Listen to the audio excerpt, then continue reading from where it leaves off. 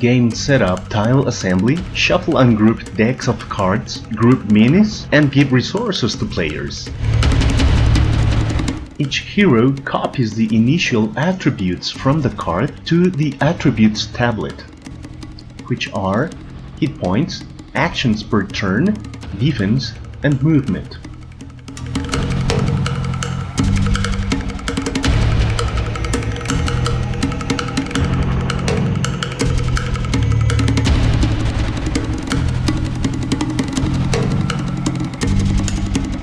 The hero's card indicates which initial skills from their skills deck, weapons, and hands must be added.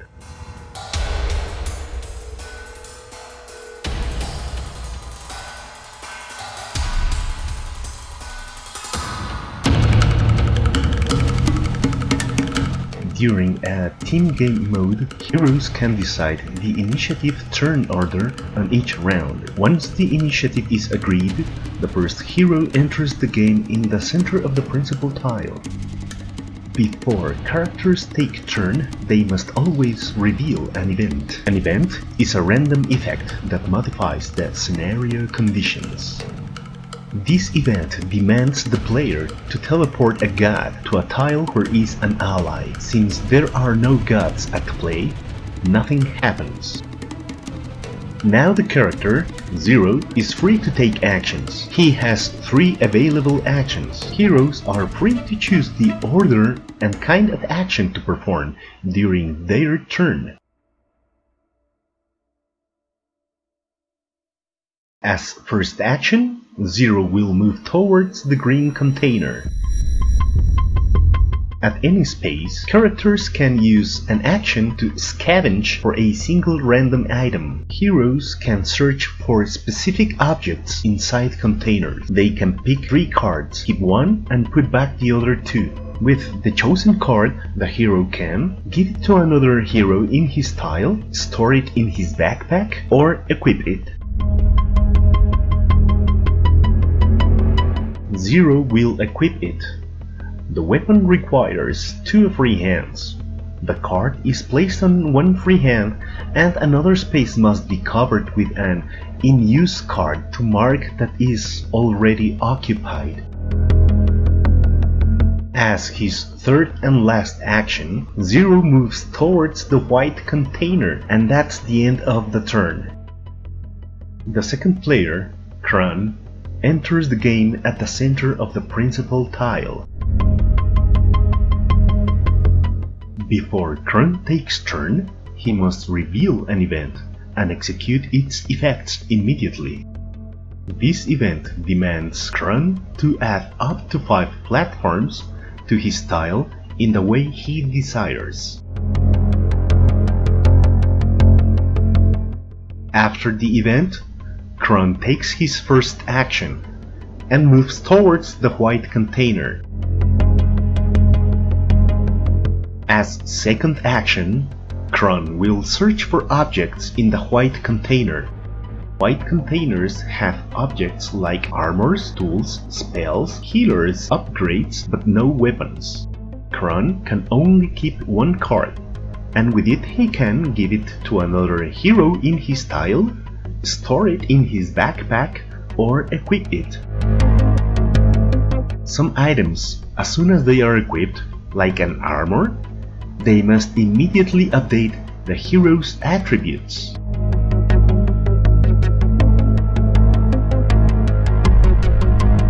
As third action, Kron searches one more in the white container. He selects an armor for his legs, equips it, then he updates his defense attributes.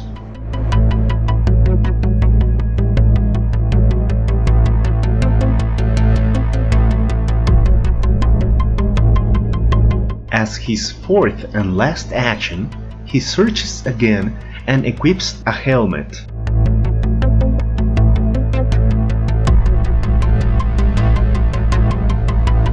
After every character has taken their turn, the principal tile will always rotate clockwise 1 position.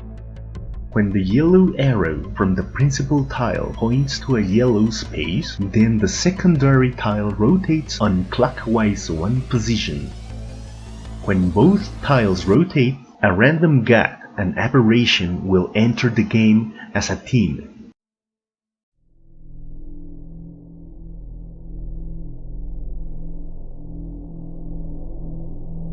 Attribute values from God's cardboard are copied to the God's tablet in the same way it was done for the heroes. Each God cardboard has a set of simple AI instructions in case no one wishes to play as the God's faction.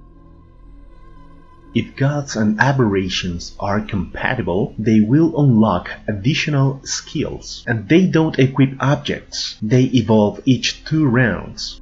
The red arrow in the secondary tile points the evolution level of gods and aberrations.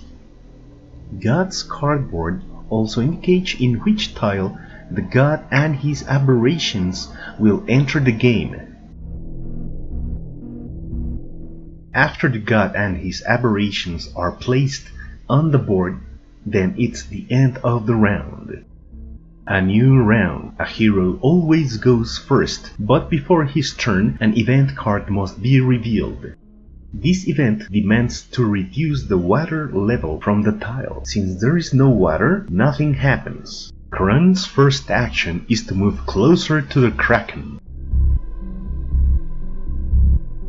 As second action, Kron will attack the Kraken with the spell Comets.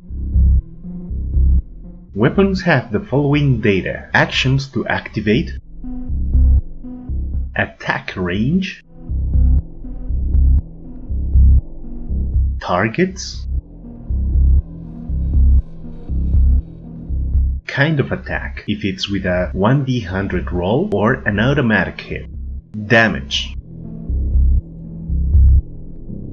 Aberrations aren't killed by the amount of received damage, but by the successful hits they receive.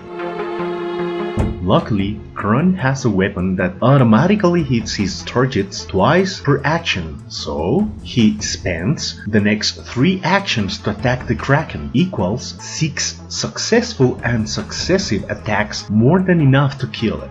After killing a god or aberration, heroes will get mutagen points, which can be used to buy new skills. Each hero's skill deck contains unique new powers and upgrades to the existing ones. Kron spends his mutagen points to buy the acceleration and arcane burst skills. Just like some objects, some skills modify the attributes' values, so they must be updated once purchased. And that's the end of Kron's turn.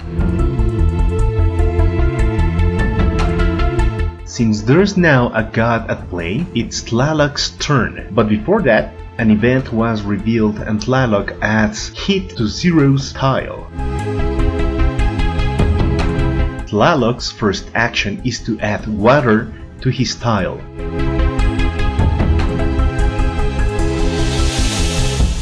Tlaloc's second action is to move closer to Zero. Since he is flying, he can move normally over the elevated spaces. Tlaloc's third action and last is to attack Zero. He rolls the 1d100 and gets a 100, which is an automatic hit plus double damage. Zero has to immediately reduce his hit points in his attributes tablet.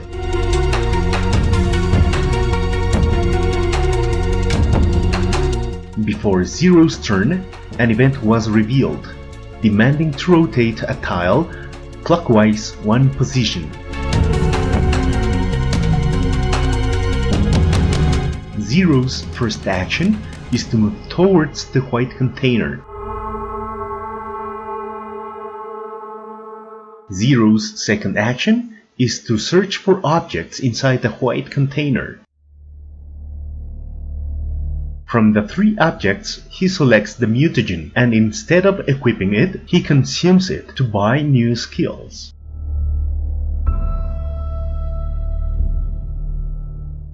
After adding the new skill, mutagen points are also consumed.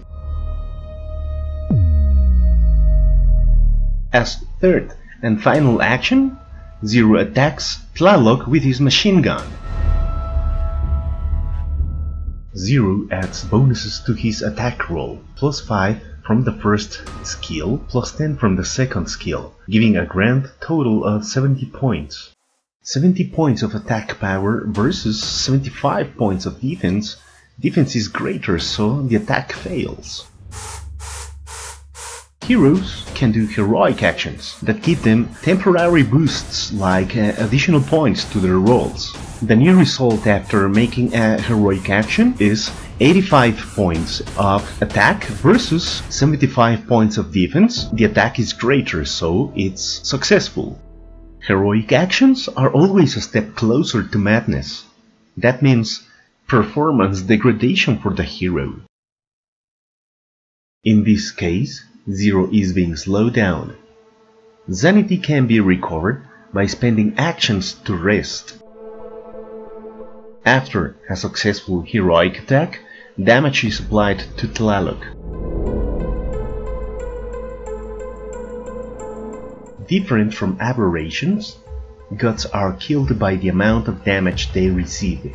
All characters at play have taken actions, so to finish the round, the principal tile must rotate clockwise one position. Because the yellow arrow is not pointing to the yellow space, the secondary tile does not rotate. The third round goes just like the previous ones. And at the end of the third round, tiles will rotate again. When this happens, the yellow arrow will be pointing to a yellow space, so the secondary tile has to rotate unclockwise one position. The secondary tile announces the arrival of a new god and aberration to the game, as well as their evolution level. A random god and aberration are selected and set for their first round. The god Nergal and 2 Cyclops as aberrations will enter the game. The game will continue with the same sequence until heroes win by achieving their goals before gods do. Gods win if the game reaches the 11th round or if they kill a hero in the process. This has been a quick overview about the general mechanics of the gameplay. I hope you enjoyed it. For more information, please visit the social media. Thank you.